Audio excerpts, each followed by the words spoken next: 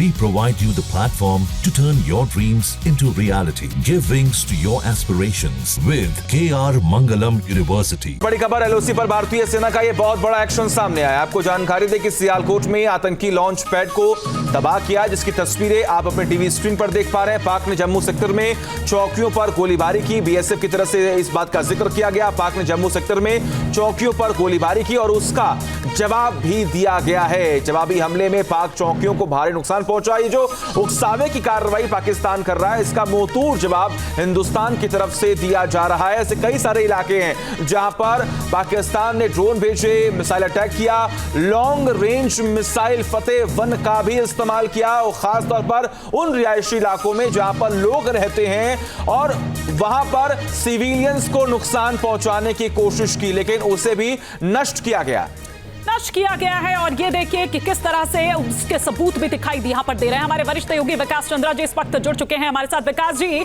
और उसका मलबा भी मिला है। ये सिर्फ एक मलबा नहीं है, ये वो बता रहे हैं, ये वो सबूत है जो भारत के सामने है और भारत दुनिया को भी इन सबूतों को दिखाएगी। जी बिल्कुल सही कहा आपने। वो पाकिस्तान की नापाक हरकतों का सबूत है और भारत पूरी दुनिया के सामने उसे परोसेगी और परोस भी रही है। वैसे पूरी दुनिया जानती है कि पाकिस्तान क्या चीज़ है और पाकिस्तान को पूरी दुनिया में जो पहचान मिली है वो आतंकिस्तान के रूप में ही मिली है, आतंकवादियों के घर के रूप में ही मिली है, आतंकवादियों के प्रशिक्षण केंद्र के रूप में ही मिली है। और सबसे बड़ी बात अगर बात करें तो पाकिस्तान के लिए दुर्भाग्य की बात तो यह है कि उसकी सेना को भी यही पहचान मिली है कि वहाँ की सेना जो है प्रोफेशनल आर्मी के बजाय आतंकियों की तरह अधिक काम करती है। क्योंकि देखें, जब भारत के एयर स्ट्राइक में जब वहाँ आतंकवादी ठिकाने ध्वस्त किए गए और जो आतंकवादी मारे गए तो उनके जनाजे में वहाँ के सेना अध्यक्ष से लेकर तमाम आला अधिकारी मौजूद थे, जिससे साफ है कि आतंकवादियों के साथ उनके संबंध क्या हैं। तो वैसी स्थिति में अब भारत के सामने कोई संकोच नहीं बचा है और पूरी दुनिया भी ये जानती है कि पाकिस्तान क्या है। यही वजह है कि आज पाकिस्तान बिल्कुल अंतर्राष्ट्रीय फोरम में अलग थलग पड़ा हुआ है और भारत जो है वो उसको दंड देने के लिए बिल्कुल पूरी तरीके से तैयार है। और भारत इस बार पाकिस्तान को जो कुछ हरकतें उसके भूतकाल में रही हैं, पहलगाम के पहले भी,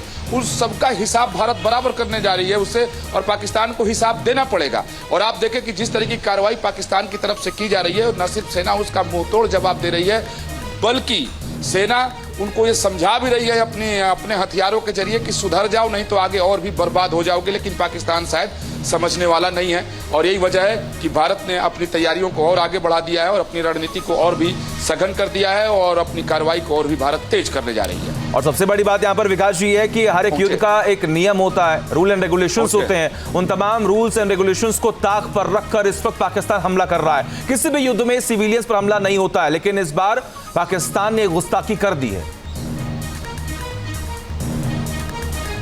ये देखिए, भारत हमेशा से युद्ध के अंतर्राष्ट्रीय नियमों का या युद्ध के नियमों का पालन करता रहा है और कोई दुनिया का कोई भी देश हमें नहीं सिखा सकता कि युद्ध के क्या नियम है। महाभारत का उदाहरण हमारे सामने है, राम रावण युद्ध का उदाहरण हमारे सामने है कि युद्ध के नियमों का कभी उल्लंघन भारत नहीं करता है। और उसके बाद पूरी राजपूत हिस्ट्री है कि कैसे यहाँ के जो राजा और जो राणा होते थे वो युद्ध के नियमों का पालन करते थे कि बच्चे, बूढ़े, औरतों और बीमार और निहत्थे शत्रु पर हाथ नहीं उठाएंगे, सूर्यास्त के बाद हम लड़ाई नहीं लड़ेंगे। और ये हमारी परंपरा में है, हमारे संस्कार में है, हमारी संस्कृति में है युद्ध नियमों का पालन करना। लेकिन ठीक इससे उलट पाकिस्तान का है कि कभी भी वह युद्ध के नियमों का पालन नहीं करता है। क्या ये भारत सरकार ने जो शुरू किया ये पाकिस्तान के खिलाफ युद्ध था? बिल्कुल नहीं था। ये आतंकवादियों के खिलाफ था। आतंकवादी शिविरों पर भारत ने हमला किया था ताकि उनको नष्ट किया जा सके। लेकिन पाकिस्तान की तरफ से आप देखें कि सिर्फ नागरिक गांवों को, शहरों को, मंदिरों को निशाना बनाया जा रहा है। यही नहीं, वो अपने यहाँ के नागरिकों को भी ढाल बना रहा है, क्योंकि भारत ने अपना एयर स्पेस बंद कर दिया है, सारी घरेलू उड़ानें रद्द कर दी गई हैं और वो जानबूझकर खोला है कि नागरिक जो विमान है उसकी आड़ में अपनी हरकतों को अंजाम देते रहो कि कहीं भारत की गलती से एक भी अगर नागरिक विमान गिर गया तो पूरी दुनिया में उसे ढिढोरा पीटने का एक अवसर मिल जाएगा। तो ये नीचता वाली हरकत भी पाकिस्तान शुरू से करता रहा है और भारत उसकी इस निष्ठा की हरकत को बखूबी जानता भी रहा है, इसलिए उसे हमेशा से जवाब देता रहा है। एक समझौता था कि एलओसी के ऊपर आपको सीज फायर को मानना है, लेकिन क्या कभी पाकिस्तान ने सीज फायर माना?